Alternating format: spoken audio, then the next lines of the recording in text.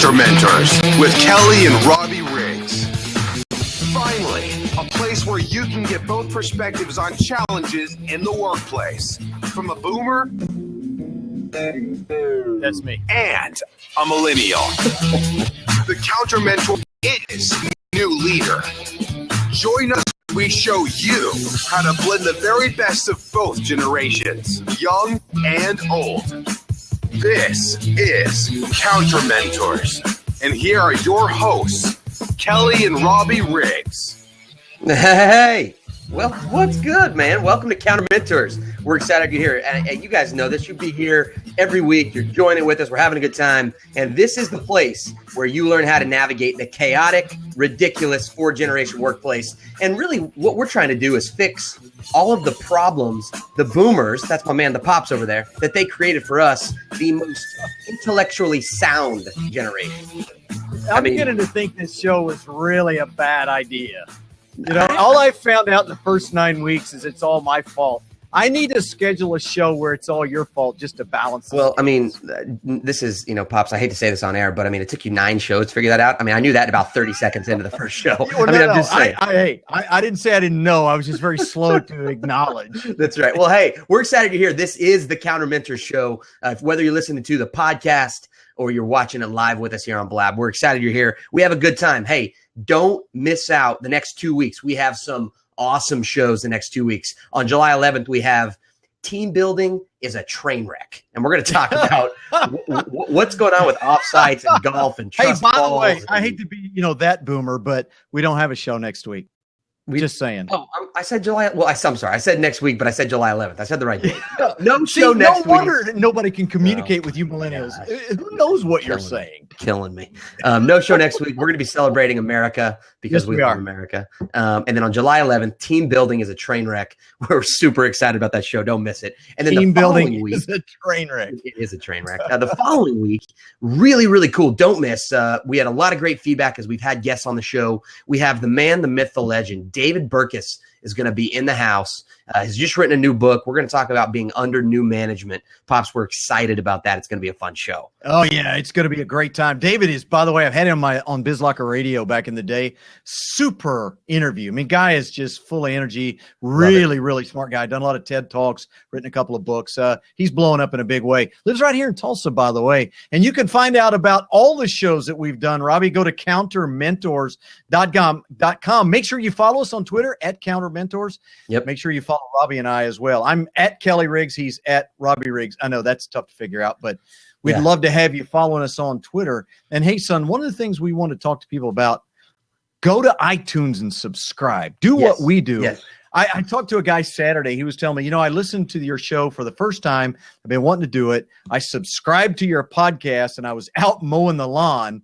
And I listened to your show last week, which was, by the way, I'm the leader. Sit down and shut up. And we'll talk more about that show in a minute. But he said it was absolutely fantastic. And that's the way to do it. Go on iTunes, subscribe to the show. Yep. And if you'll do us a favor, Robbie, rate and review the show. If you like it, all the better. Yeah, if you like it, rate it and review it. If you don't, we don't want your review. So I mean, we talked about this before. We're not that guy, but yeah, we are. Really. No, we're super pumped. Another thing we started doing, we're going to jump into last week, and man, we have a great show today, Pops, about meetings, and we're pumped about it.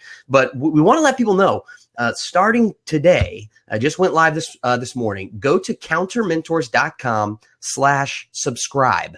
We're going to send you notes from our show, access to some great free content that's going to help you be a better leader in today's chaotic four-generation workplace immediately. Hey, never miss another show, right? That's delivered right. right to your inbox.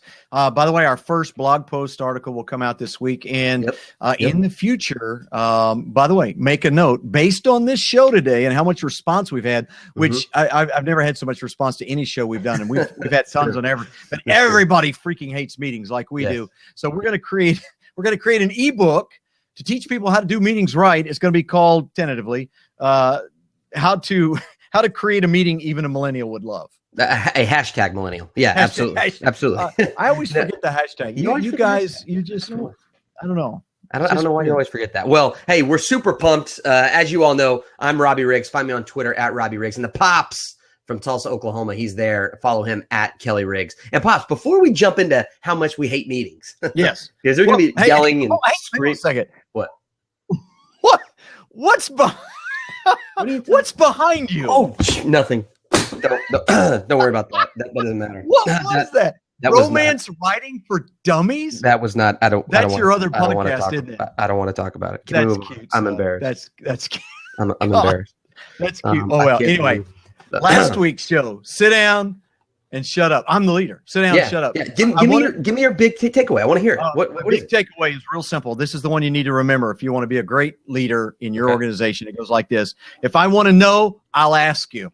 How about that? Wow, we're really making an impact. We're really doing. That was my takeaway. Come on, that's terrible. No. My takeaway is if you're not making the transition and you don't have the self-awareness to understand how important and how critical your leadership is to engaging. God, this is going to hurt to say this. These powerful, talented, motivated millennials, however few there may be, phones. Then you need to make the change, and this is the show for it. All right, let's move along. What was your takeaway? You left off funny and pretty when you were describing millennials. I'm just you're cute, son. Have you written your romance novel? I can't believe that. That's anyway. That's embarrassing. No, we're for me last week. It was all about the relationship and the engagement of, it's a two-way street. We're gone are the days where we have this one-way street. I'm the boss. Now sit down and shut up. Do what I tell you. Right. And when you realize that the important part is developing that relationship and having a two-way street. I mean, once you get there and you figure that out, I mean, the sky's the limit. So for me, absolutely, the big takeaway was understanding that it's a two-way dialogue, not a one-way screaming monologue. So yes, as a wise man once said, two monologues do not make a dialogue. Wow. Man, make that one. Yeah. Confucius, you can use that. Or Where that came from. It was like Epictetus or whatever that guy's name is. Are you making quotes up again? You've been known to do that. Hey, by the way, and this is applicable even if you're the millennial leader, right? Don't take over as a millennial. You're a smart guy like my son Robbie, and you become the leader of your department. Don't be that guy. Don't be a jerk. All right, you got to engage the boomers exactly like you expect the boomers to engage. You've got to respect each other from the beginning, and then begin to build on that. And then you can either earn it or you can toss it out the window like an idiot. But listen, leadership transcends boomer, millennial, Generation Z, even in the 4-generation workplace. The greatest generation, going all the way back to my dad's generation. Some of those guys are actually still in the workplace. They're still doing it. Doing it. It's crazy. It's crazy. Yeah, great show last week. Hey, we're really, really excited about today's show. And before we get into how much we hang on a second. Hang on. I'm getting a meeting request here. Hang on a second. Oh, sorry. Hang on. You just accept. Don't even. I did. I accepted. Okay. Cool. Perfect. Yeah. I'm not even really sure what that meeting's all. Hang on. Not even really sure what that meeting's about. No, go ahead and accept it. Go ahead and accept it. Okay. I don't even know who the organizer is. That's because you can't read the size font on your iPhone. That's a whole there's some truth to that. That's another issue. Here's my challenge, Robbie. I need a little on-air help here. I already have a meeting scheduled.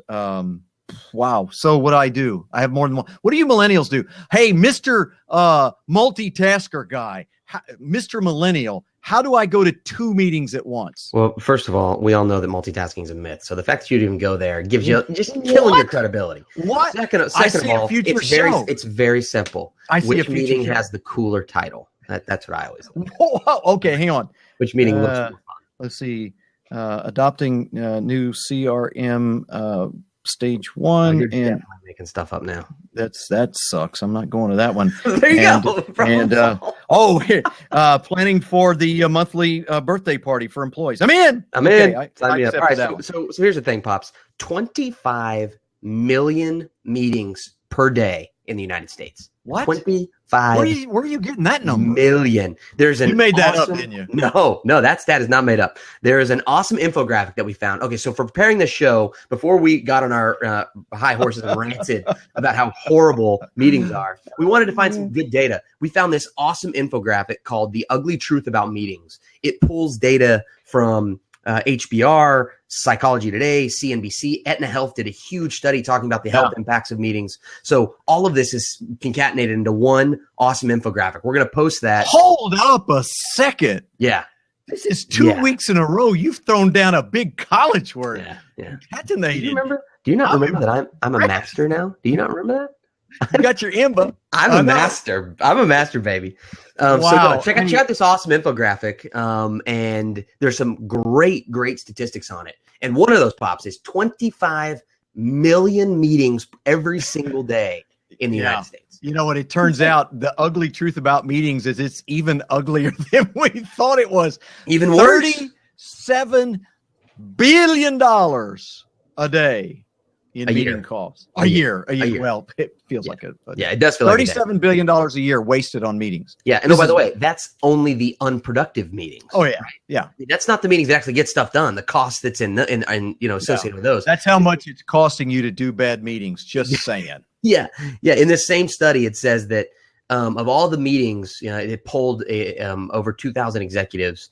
And how would you rate these meetings you're in, right? Executives spend more than 50% of their time in meetings. So, Pops, how much time or what percentage of those meetings that executives sit in are considered a failure?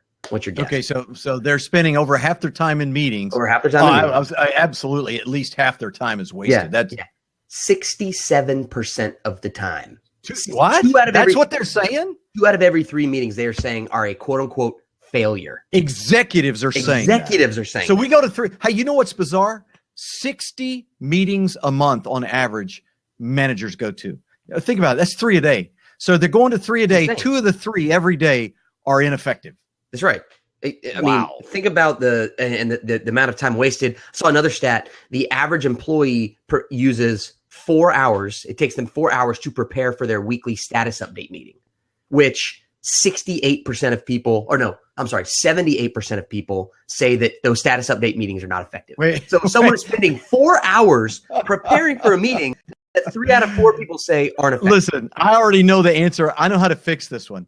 Boss to me. All right, so what's your status update? We're good.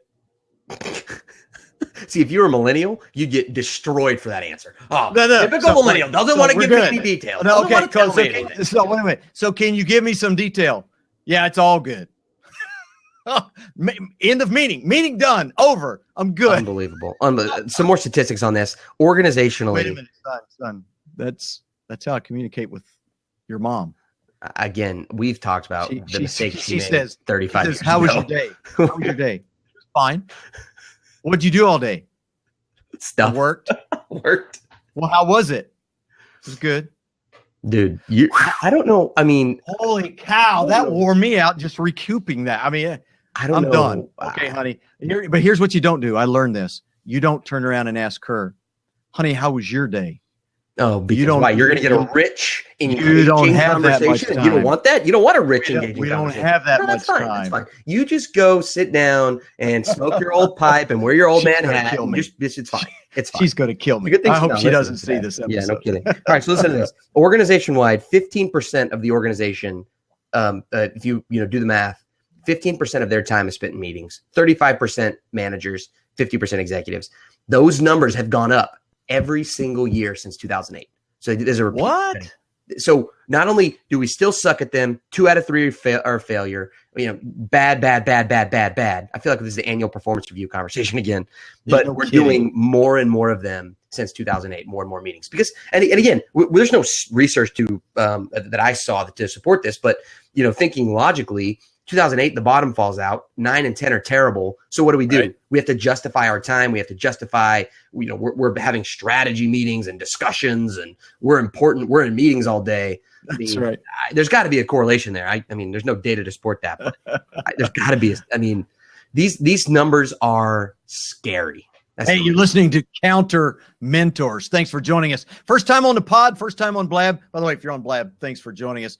But if it's your first time, we're great to have you here. Go back and listen to the other ones because there's some great ones. Last week was absolutely stellar. I'm the leader. Sit down and shut up. You can find all the information you want at CounterMentors.com. We do it every Monday, 4 p.m., except on holidays. My son forgets. July 4 next week. We're not doing a show. Week after that, we're going to do another great show that we're really excited about. Team building is a train wreck. And, hey, subscribe. CounterMentors.com/subscribe. You can join the CounterMentor revolution. You can never miss another podcast or another blog post again. Love to have you on board. Son, as I look at these numbers, and by the way, we have a lot of anecdotes from our own work in the field as consultants. I have worked with executives who spend more than 40 hours a week in a month. I mean, in a week. In a week. In meetings, exactly over right. 40 a week. So you're wondering how these guys get anything done. And it's kind of interesting. So raise your hand out there in Blab Land, or if you're listening on the pod, keep both hands on your bicycle if you're doing this while you're bicycling. How? Well, a lot of people like to bicycle to stay in shape, son. You do, as a matter of fact. Well, you used to until you wimped out. God. But anyway, raise your hand if you freaking love meetings. Yeah, no problem having your hands on the bicycle. You know what? I have talked to, I bet, 2,000 people. Yeah. Sorry. Hey, do you not listen to Queen? Okay. Oh my gosh. Ride my bicycle. Oh man. Okay. So many jokes. Okay, sorry. Yeah. Well, here's the thing. I have not talked to a single solitary person this week that doesn't believe that meetings contribute to their mental decay. I mean, it's just freaking awful. It's awful. Yeah. Hence the title of the show, I freaking hate meetings. And it's brought to you, by the way, the guys at Job Pact. Robbie, tell our audience about Job Pact. We'll move into our next segment. Absolutely. We love our boys at Job Pact. They are always having our back. We love those guys. Here's the thing. Talk about a revolution. They are changing the game for recruiting. Over 100 million resumes available on their site. And this isn't you got to be an HR specialist or have a degree in HR to know how to use this. This is recruiting for the every person and that needs to find good people. 100 million resumes. They're great. And, Pops, by just listening to the CounterMentors show, you get some free stuff, which we love. No question about it. You provide the job description and they do the rest. And it's not just keyword linking like some sites do. This is really a mesh and a match with your culture, with your organization. And they're going to do a phenomenal job. It's a brand new approach to hiring. It's for every hiring manager. And right here on CounterMentors, go to our bit.ly link, bit.ly if you're a boomer, ask somebody, /Job Pact. Make sure you capitalize the J and the P. Stay with us. We'll be right back. We're going to be back on the other side, and we're going to tell you some horror stories about meetings we picked up over the week.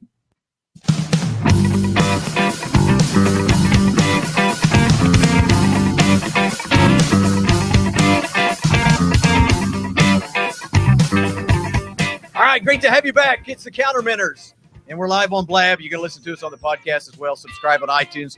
We talked about that. Hey, Robbie, here's something I picked up over the course of the week is, you can actually get a meeting invite, and it lists you as an optional participant. Breaking news. Anybody that's worked in an organization that has Outlook has seen the optional attendee.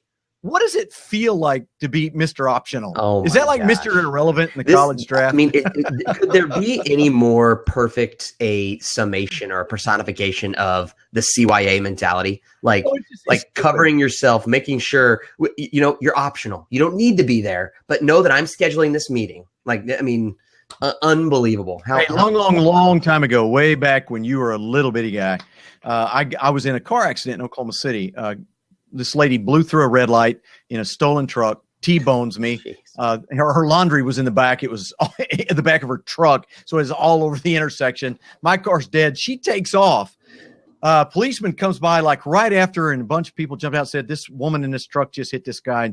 They ran her down, found her. And so a little while later, I get a summons to court in Oklahoma City. Of course, I live in Tulsa, 2 hours away. Right. And they said, you absolutely have to be here, where it's not like a subpoena, but it's you have to come to court.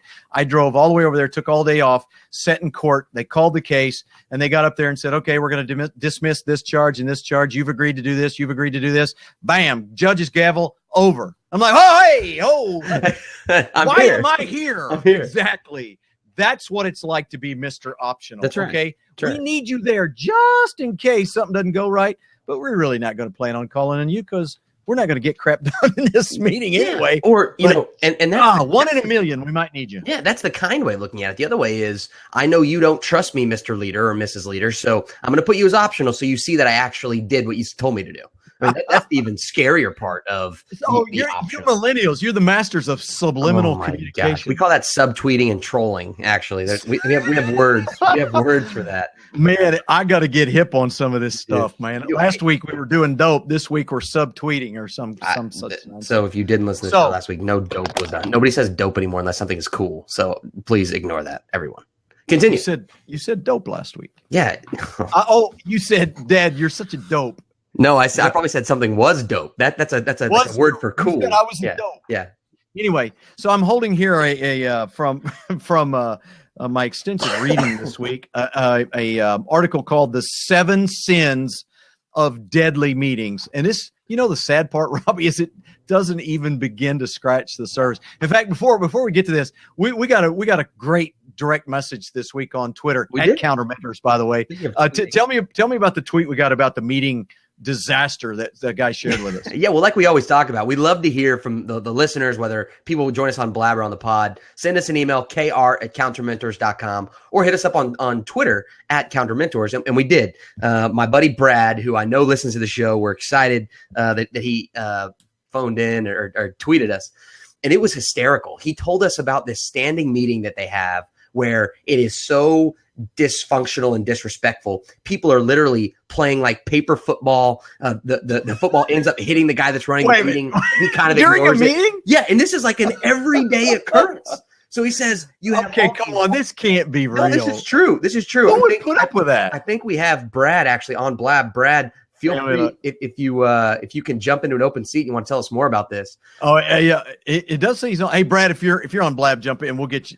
So if you don't know, just grab a seat. It's hysterical. He's telling us about this with, people are eating food and not paying attention and openly multitasking, which I know a lot of people can say, yeah, we see that all the time. People are just, either on their phone, on Twitter, or answering the email on their laptop. So he's describing this ridiculous environment. And he's like, fellas, not only is this, sound like a cartoon, but this is a recurring meeting. This happens every single time. Brad just got us on. He said he can't jump in, but he commented on Blab. He said this is real. That's crazy. So I'm talking to a guy today, and we're talking about meetings. By the way, I was in a couple of meetings today, and this doesn't. By the way, we're not talking about one-on-one meetings. We're going to cover one-on-one meetings in a future show, right? About why we don't do those in the first place. A lot of people don't. This is group status. It's group meetings, right? The group meeting, 8, 10, 12 people there. Up to 100 and who knows how many, because Mr. CEO invited everybody with a pulse. Maybe somebody might need or not need. You never can't tell. But anyway, so he's telling me I'm in this meeting, and the challenge that we have is people come late to meetings. We're going to talk a lot about that. If you got people coming late to meetings, that's got to get fixed immediately. But anyway, they're coming late to meetings. So then the meetings are scheduled on the hour. So at the next hour, they all got to jump. They got to run off and they got to go to their next meeting. Right. Guess what their next meeting's about, son? Wow. Their next meeting is to discuss the outcomes of the meeting they're currently in, which they didn't get because they got to go to their next meeting. And he said, I've never seen anything like it. It's the craziest thing ever. This is the old, schedule a meeting to plan for a meeting, to have a pre-meeting. It's crazy. And the amount of time that it comes down to in so many ways, the bureaucracy and the politics and the, covering and, this person's going to be there. So how are we going to replay to that? And but so fundamentally, let's take a step back. Pops, why are these meetings failures? Why do 67% of meetings fail? What are the symptoms? What are things that we can look at and see to know that these are failures? Yeah, even one step back from that, knowing that everybody hates them. It's just not a big surprise. No. Everybody hates meetings. Have you been to a good meeting, son? I've been to a good meeting. Absolutely. The difference is like night and day, right? Absolutely. Yep. So people have been to good ones. They've been to bad ones. Most of them are bad. 2 out of 3 are failures. We're wasting all of our money on these stupid meetings that get nowhere. People hate them. And yet, in typical boomer fashion. Yeah. Hashtag boomer's fault. We keep doing the same thing over and over. And guess what? I think I can share the last 30 seconds on Twitter. Yeah, you actually can. Put that out on Twitter. See the pops. However, let me get this in real quickly. Millennials do the same thing. Hopefully they don't. No. See the pops admit it's hashtag boomer's fault. I'm tweeting that right now. Oh, man. Sorry, I'm multitasking. Well, that's awesome. Now, and it really is. It is actually a real pleasure to be in a good meeting because it's get in, get started, get done, get out, that kind of thing. But the reason it all starts wrong. First off, the premise for a meeting oftentimes is way off base. And we're going to talk about in the last part of the show, Robbie, actually how to do a good meeting. And you can begin looking for the ebook that we'll have out in the next couple weeks on how to conduct a meeting even a millennial can love. Which that's saying something. That is saying something. but they start wrong and they finish wrong. And it's just a bad cycle. Let me share with you some of these 7 sins of deadly meetings. First off, people don't take them seriously. Now we got to believe that, right? Well, what does that mean? They don't take them seriously. I don't take you seriously, but I don't say that out loud. I mean, what does it mean that they don't take them seriously? Hang on. If you're listening, we did a show early in this called "When Did Respect Go Out of Style?" Suggest you go back and listen to that one. Here's what it says: they arrive late, they leave early. They spend most of their time doodling. Have you ever seen people bring other work to meetings? Oh, you ever seen that happen? Oh yeah. And I've seen people work not on just the taking it seriously, but respect, right? Yeah, it's a respect issue. Okay. But again, people don't take them seriously for good reason. They know the chances they'll be called on are slim. Right. When they do have something to say, it's not going to last very long. Right. They know that we're going to be covering the same ground we covered freaking last time. Right. Salvation, meetings, you have to adopt this mindset that says meetings are real work. If we're actually doing a good meeting, we're actually going to get some things done. There's a quote from somebody that says most people simply don't view going to meetings as doing work. You have to make your meetings uptime rather than downtime. Yeah. I mean, people are so wiped out and burnt out on the concept. Number 2, big 7 sins of deadly meetings. Here's number 2. They're too long. Yeah. Jeez. Why do we have an hour? And then here's what happens, right, Pops? We do it for an hour, and then in our minds, we psychologically think we have to fill that time. The idea in the meeting, if 15 minutes. Scheduled for an hour, you got to be there an hour. And what is it that we feel like if we cut that short and we go, all right, 15 minutes, we're done, that's a negative thing? Like, when did that become – I don't know. I've never understood that. You talk to people all the time. Well, I mean, I don't want people to think less of me that we got it done in 15 minutes. It's like people will applaud you. You'll get a standing ovation.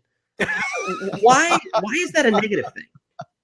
It's not a negative thing. And the reality, I got to tell you this story. When my last corporate gig, we had a standing meeting on Monday morning with the owners, and the owners, everything we'll talk about, everything they did wrong except start on time. If you weren't on time, you were going to get in serious trouble. They locked the door. It was one of those. Yeah. So you get there, we'd be there on time. We'd be there early and we'd be getting started. Right. They did not have any kind of agenda. They did not have a stop time. They did not keep notes from the previous meetings. They would say something different today than they said 2 weeks ago, but we would be in these meetings sometimes for 2, 3, on occasion, 4 hours all the way up to lunchtime. And it was just like standing update every Monday morning.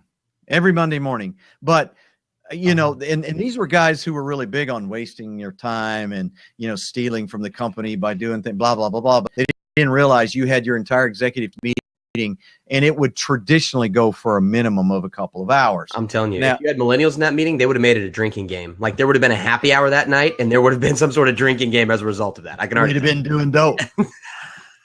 Guaranteed, right there. I'm telling you. CounterMentors does not support the idea of smoking. The opinions expressed on this show are neither. The thing about it is, time is definitely money. Everybody says that, but for some ridiculous reason, we don't take that into account. No, we don't. Doing meetings. Here's number 3. Sunk cost, right? So yeah. Well, we're paying you already. We're paying you anyway. So who cares? So number 3, love this one. Pete, did you know, son, that in meetings sometimes people wander off topic? I've literally never seen that. Actually, did you watch the Red Sox game last night? I just out of curiosity. I did not. As a matter of fact, I haven't seen the Sox in the last couple of weeks. Yeah, how they doing? No, I was just curious if you. Hang on. Let's get back to the meeting. Back to our topic. Yeah, participants spend more time digressing than discussing. That's actually discussing, but I was trying to get some alliteration there. They spend more time cussing than discussing is what it should have said. This says you need to get serious about agendas and store distractions in a parking lot. But the other thing, we'll explain to you what a parking lot is. All right. A parking lot is you've got a whiteboard or something at the front of the room. Right. And the facilitator or the leader says, hey, you know what? We're not going to get off track. We're going to put that in the parking lot. We'll come back and cover that later. Right. I've been in meetings where there's like 4 pages of parking lot, and we don't ever really cover anything. We put it all in the parking lot. No, we always joke, in consulting, facilitating these meetings, you learn this lingo. We actually learned how to facilitate good meetings, and we used to joke that certain clients, it's not a parking lot, it's a graveyard. Because we're never going to do anything with this. We're just going to write it over here and get that person to shut up. Yeah. And the disco would say the graveyard of forgotten favorites. That's right. Number 4, nothing happens once the meeting ends. I know that's a shock. I know that people, you think as a millennial, that people come into meetings, they get crap done, they make decisions, boom, they go out and execute. Right. No, it doesn't happen. No. People don't convert decisions into actions. No. You know why? Most of these meetings, we don't even freaking make decisions, but that's a whole nother story. And we don't communicate. If we do make a decision, we don't communicate it. So how in the world could we turn it into action? I mean, come on. This is ridiculous. So we talked about this in the episode we did on change, right? Mm-hmm. Could you do change any worse? Right. One of the things that happens is people go into these meetings and you get the executive team and they argue and they debate and they research and they have conflict and they finally they have multiple meetings to decide this critical direction change or this implementation. They do all this stuff. And then they come out and send off an email that says, hey, here's what we've decided. We're going to start Monday. Right. Yeah. Congratulations. Yeah. You're saying that's a problem? Yeah. Well, I'm saying that's a huge problem. Hey, speaking of the Red Sox, by the way, what was the score? Dude, did you see American Idol last night? Great show. Yeah. There's not even any believability in that. But that's what you millennials do. You get off topic on things you have no idea about. Hold on. I got to get on the Twitter. Hold on. I need the Google machine. Hey, retweet me. Yeah. Number 5. Keep going. All right. That was actually number. That was 5. Number 6. Meetings are always missing important information, so we postpone critical decisions. Get this, son. So we have a meeting to talk about right people. Yeah. We don't have the right meeting, even though we have 60 people in the room. We were missing critical information, and we don't make a decision. But in the 1 in 100 where we actually have the right people, once we make the decision, we don't do anything or communicate it well. So let me translate that for Gosh, are we good or what? Let me translate this for millennials. This is like going to the coffee shop with your laptop and they don't have Wi-Fi. Complete waste of time. Like, what are we doing here? Like, why did I even come to the coffee shop? We're drinking coffee. Oh, no. We're drinking like espresso and Americanos or like pour over or like we're going to use the Chemex. So we're going to I saw a guy with a comb over. Comb over, drinking a pour over. Painful. People out there on the pod, like, please tweet me and I need help. Like, what do I say to this guy? Like, this is terrible. Hey, remember what we say in the CounterMentor methodology? You got to understand the perspectives, the differences, right? So get on board, son. Look up Boomer, Googleize Boomer, and I'm sorry, I fell asleep. Number 7. Oh, here's number 7. All right. Meetings never, ever, ever get better. We make the same mistakes over and over and over. It's terrible. It's terrible. Three big things for me in there, Pops. Number 1, multitasking, right? I mean, the statistics on multitasking are crazy. In this infographic we told you about ugly truth about meetings, 92% of people confess to multitasking. 92%. Wow. Hey, great anecdote. I was in a meeting once with a guy as a consultant, by the way. I was there doing work. I was contracted with these guys. And the leader of the meeting says, all right, you guys know the drill. You need to put all your phones on silent, turn them off, get rid of your phones. Right. And I'm thinking, hey, nice job, dude. That's outstanding. Standing-o. Yeah, well done. Standing-o. Whereupon everybody flipped up their computers and started doing email. Oh my gosh. And he didn't say a word. Yeah. Not a word. But awesome. You know what? That's awesome. We weren't being distracted by the phone ring. Yeah, we're distracted. 41% admitted to multitasking, quote, often or all the time. So half the people in your meetings are multitasking. Are doing something else. All the time. Yeah. Yeah. Okay, stay tuned for a future show down the road that will help you of feeble mind to understand that multitasking doesn't freaking work. Multitasking is a myth. It's been proven over and over. Scientifically, non-scientifically, anecdotally, academically, independently. It's like trying to say that the University of Oklahoma is not the greatest university in the history of the world. It's been proven over and over and over. Like, I don't know. Who doesn't know that? Yeah, I mean, hello. No, so number 1, multitasking. By the way, if you don't agree, send us a email to kr@countermentors.com. We'll put it in the trash bin. we're really good. File 13, customer comments. Sign up though. Subscribe. So number 1, multitasking for me. Number 2 is the idea of being remote conference calls. I mean, you think it's hard to run and facilitate an engaged meeting when everyone's in the room, when you can close laptops, turn off phones, close the shades, whatever. It's unbelievable. Think about when people are on an actual conference call. Now, if you're listening to the podcast, write this down: a conference call in real life. Google it.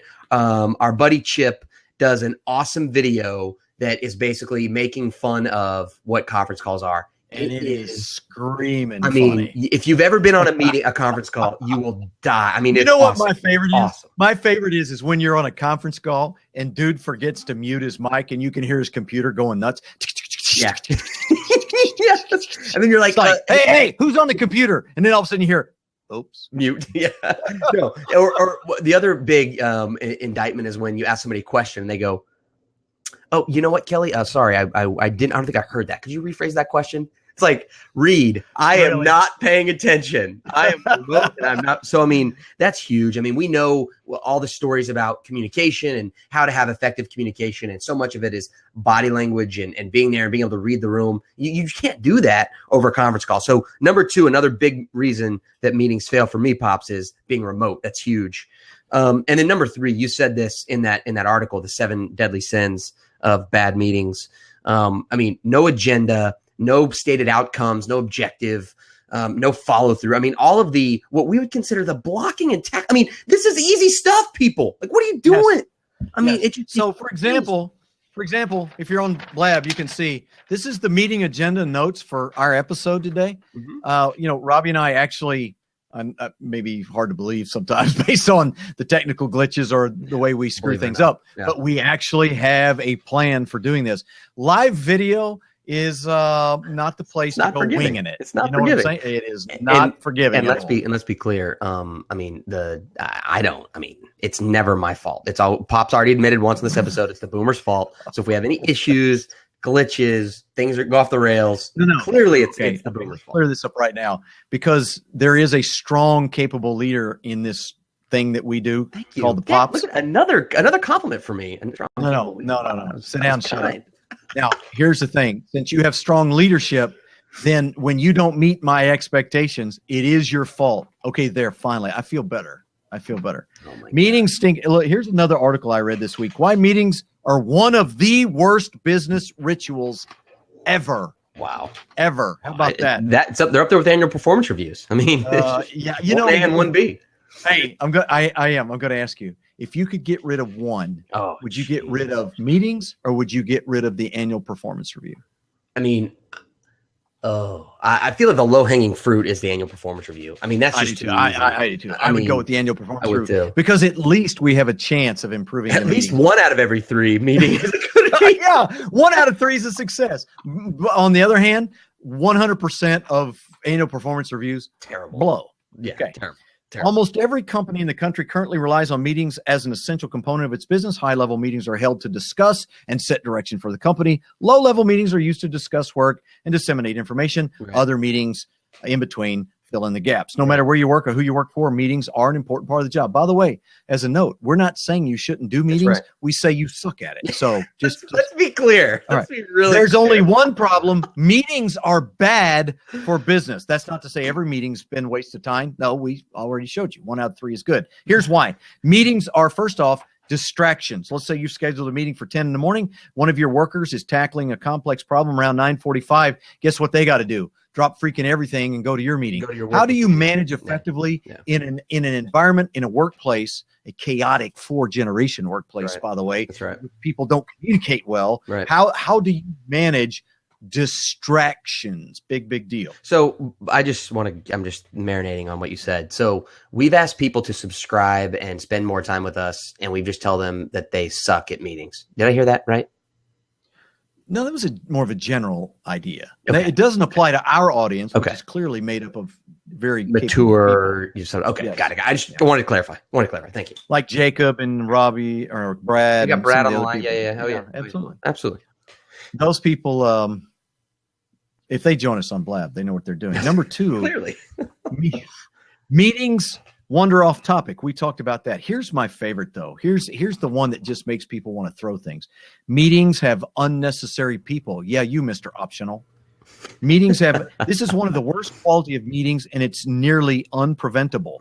They're generally scheduled with little regard for the time of people attending them. The scheduler, usually the boss, That's the problem. We'll often throw people onto the roster, even if there's only a small chance that the topic's relevant.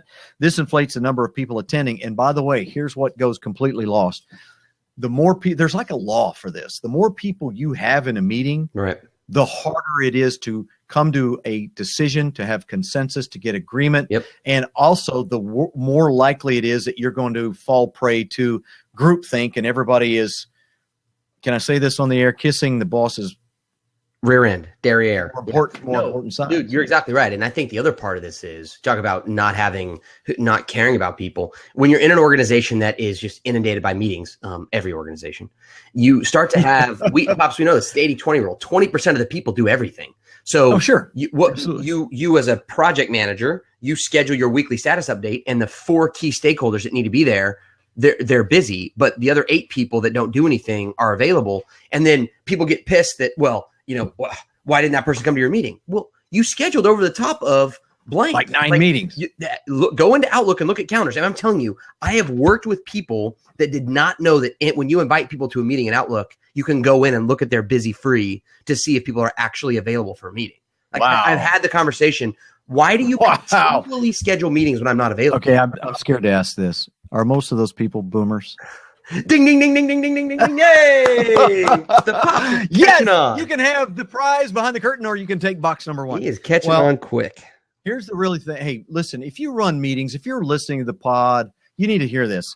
Meetings multiply time spent. When you schedule a 1-hour conference, it doesn't seem like a big deal. It's only an hour. Right. So even if it isn't completely productive, I mean, you only lost an hour, right? Right. Well, no, sadly, no. Mentally doesn't illustrate the whole picture. Meetings take time from everybody attending. So if you have 7 people in that hour long, by the time you're done, you've lost 7 hours. And assuming it's a weekly meeting, you can multiply that by 52 weeks in a year for you millennials. I'll go slow. You're wasting more than 360 hours of company time every year, of which 2 out of 3, 2/3 of that meeting is a waste of time. 240 hours gone. 25 Wasted. million meetings a day. I mean, it's crazy. When we look at our calendars, we work with clients. They ask us to come in and sit in on meetings. How often have we seen this? You go in and sit in on a meeting. I can't believe that meeting was bad. What's going on, et cetera, et cetera. And it's like, well, what do you think? It's like, well, first of all, you invited me into this meeting and you didn't tell me what the objectives. I mean, it's a nightmare. And hey, we're going to come back after the break, Robbie. We're actually going to tell you how to do meetings well, and we're going to give you a little preview of what our upcoming ebook looks like, how to schedule and operate a meeting that even a millennial could love. Jacob on Blab says, you're talking about scheduling a meeting for an hour and feeling like you need to take the full hour. He said, I'm in a meeting every week, scheduled for an hour, regularly goes an hour and a half. I skip that meeting as often as possible. We'll be right back. That's terrible. Just terrible.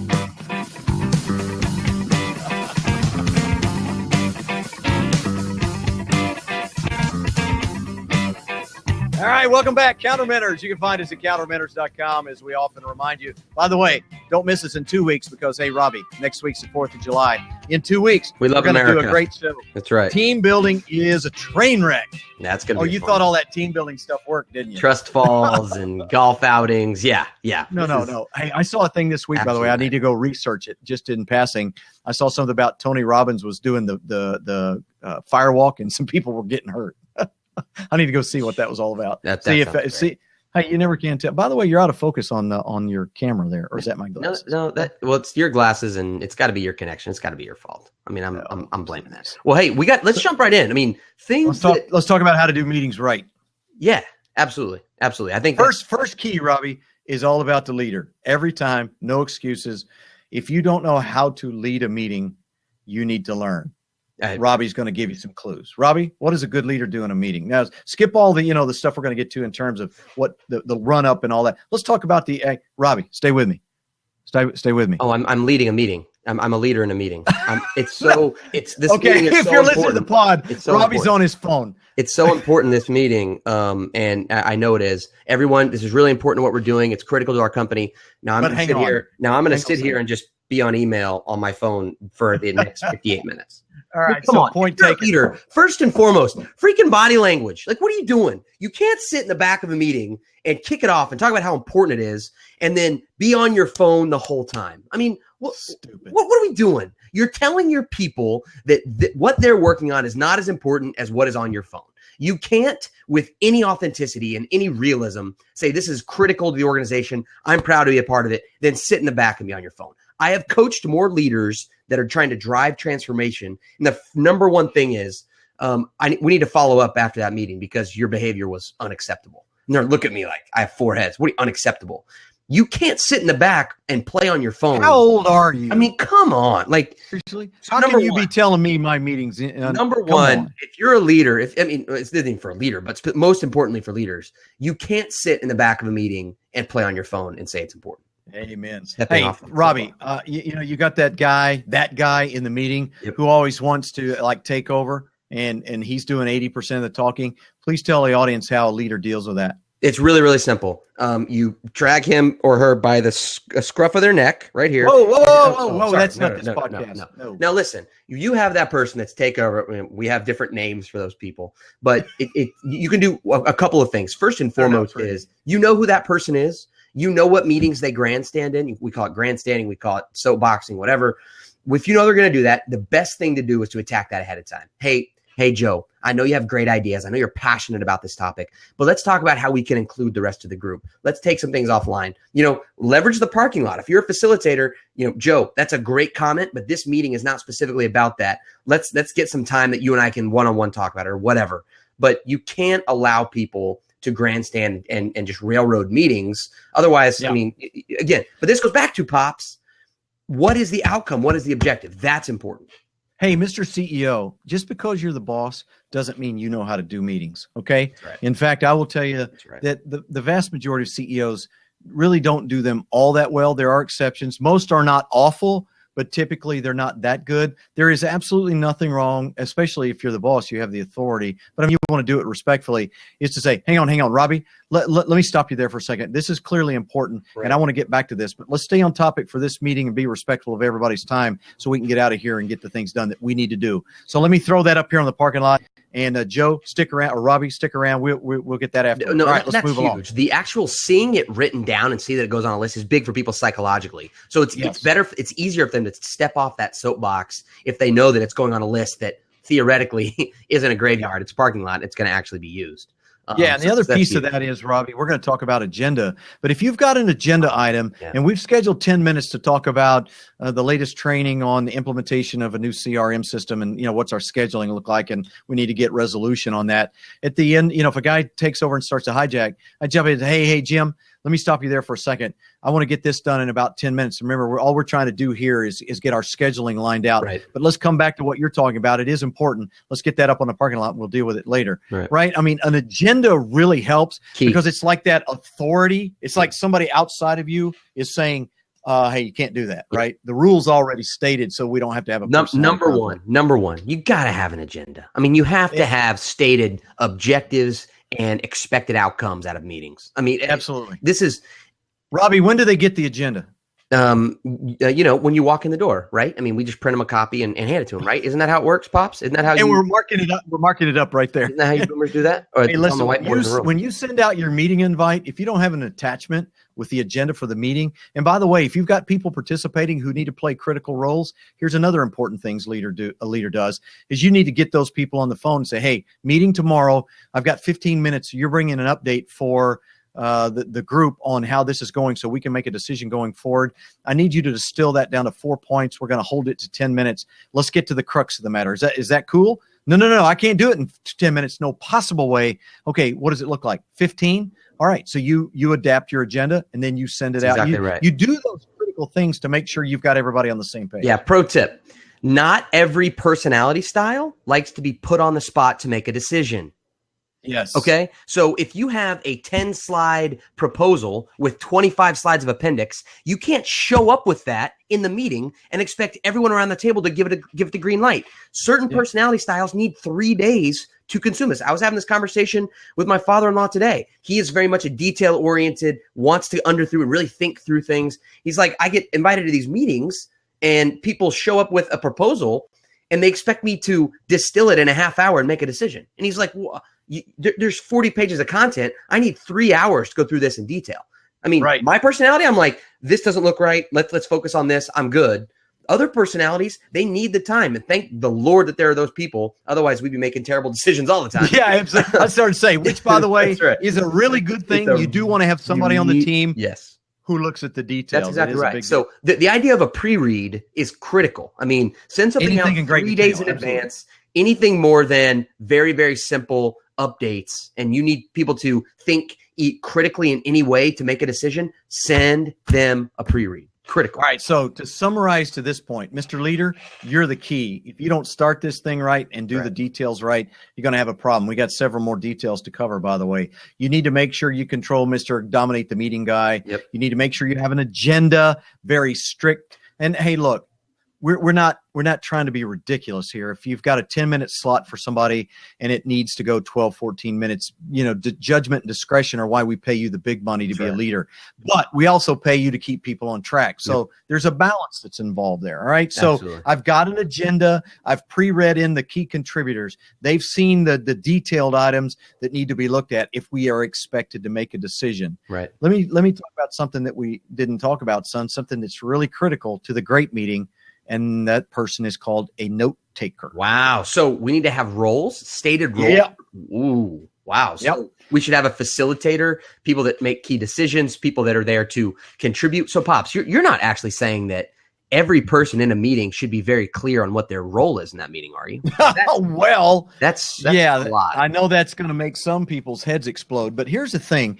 One of the things that we found through the course of our work and all the research that's been done, you can actually go in and do a lot of really highly productive things. But if those things don't get captured in the moment, they lose a lot in translation later when people start saying, okay, so when we were talking about X, at the first of the meeting, after we covered 9 other topics, did we say Joe was going to do that? Or you've got a note taker who's on top of that. I came out of a meeting today at noon, a couple hours before we started this show, and there was a person assigned to take notes. I'm going to tell you, she is phenomenal. And she's not some, I'm not demeaning anybody here. She's not a $10, $11 an hour admin assistant or temp. She's a project intern. Team member, right? She's a project team member, an important decision maker, right. But that's her role because she's good at it, and she makes sure that those notes get disseminated and they get reviewed and all that kind of thing. Right. And there's nothing that's going to aid in the execution process more than having the key decisions highlighted, the key decisions for responsibilities, next steps, action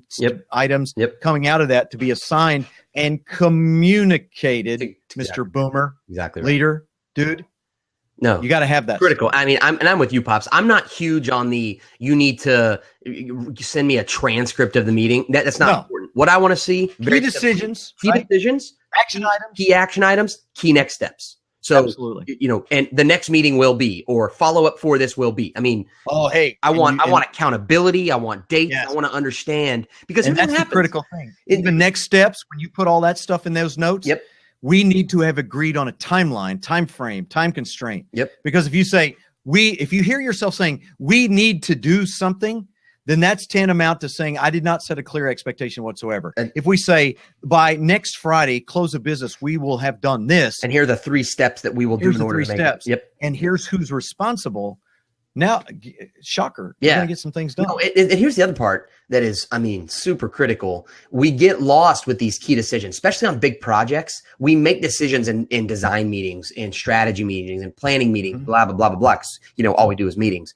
And these key decisions don't get documented. So we end up arguing about the same decision 3 or 4 times over the course of a year-long project when if we just would have made the decision, documented the rationale, who was in the meeting, and it goes in a key decision log, the next time that comes up, we pull it up and go, no, we made this decision for these reasons. And you know what? If you need to change it, fine. But you don't need to keep rehashing it over and over. That's right. Things change. We need to revisit. Great. But if nothing's changed, moving on. We got things to do, right? Exactly. And by the way, one of the things we didn't talk about, really critical, earlier in the evolution of this show, we did an episode called When Did Respect Go Out of Style? I'm going to tell you one of the real problems that exist here, Robbie, is people don't get to meetings on time. No. Now, some of that is because we schedule meetings on top of meetings, hour upon hour, and so nobody gets there. That's stupid. Listen to me. Ignorant, ridiculous. Yep. Quit doing it. Right. But if you're scheduled to be at a meeting at 9 o'clock if you're not there at 9 o'clock, why don't you just tell the rest of the team you don't respect them?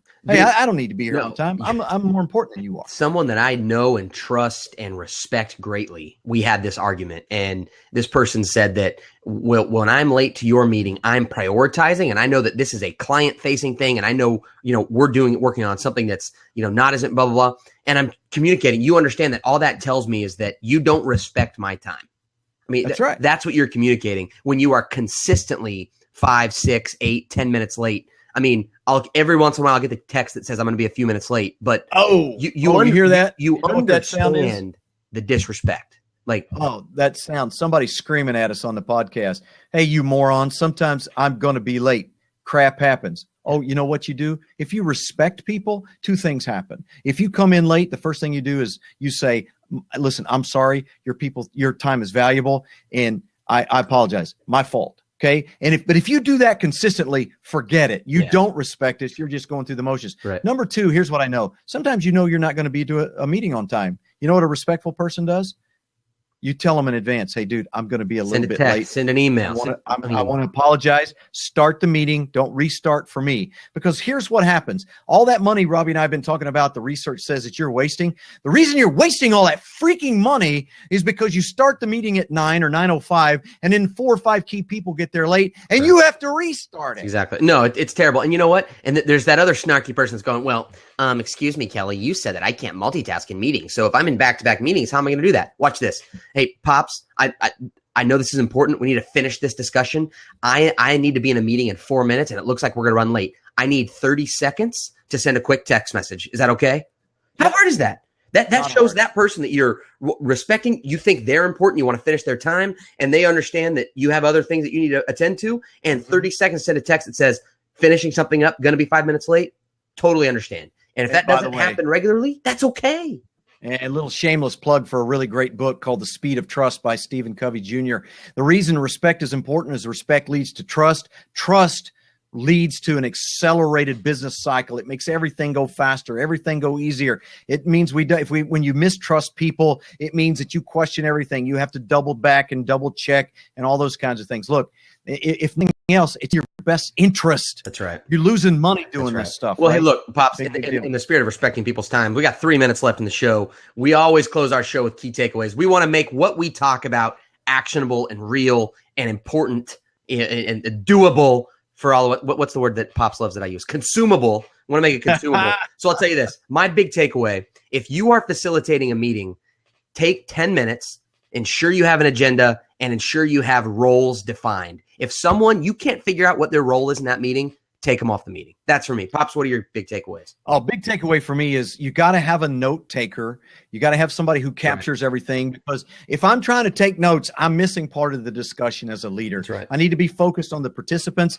I need somebody else to take notes. That's a big deal. I like what you say, Robbie. You need to go into a meeting with a plan. We need to know what the objectives are, who is going to contribute. Don't invite anybody else just because you might need them. That's just stupid. That's right. Okay. 99% of the time you won't need them. The 1% you do, that's the time you can go spend the extra time and you'll save all that other big deal.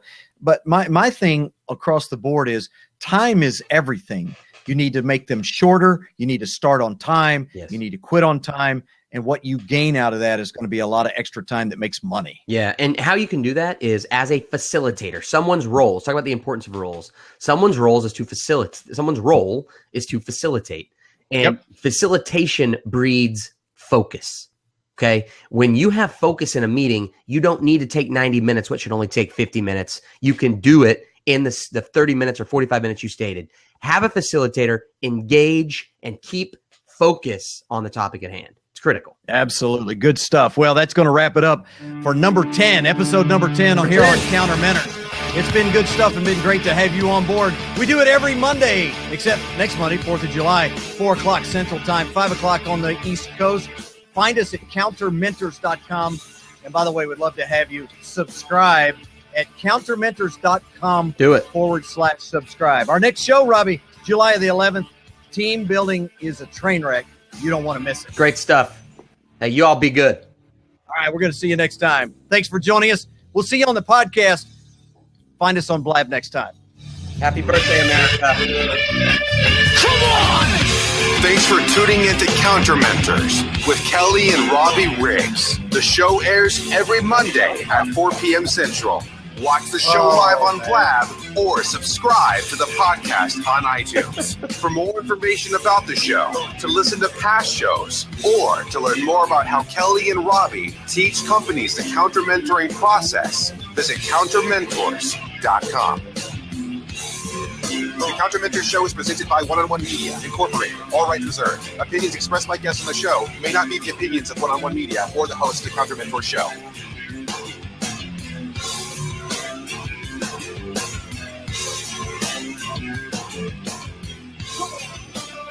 Don't forget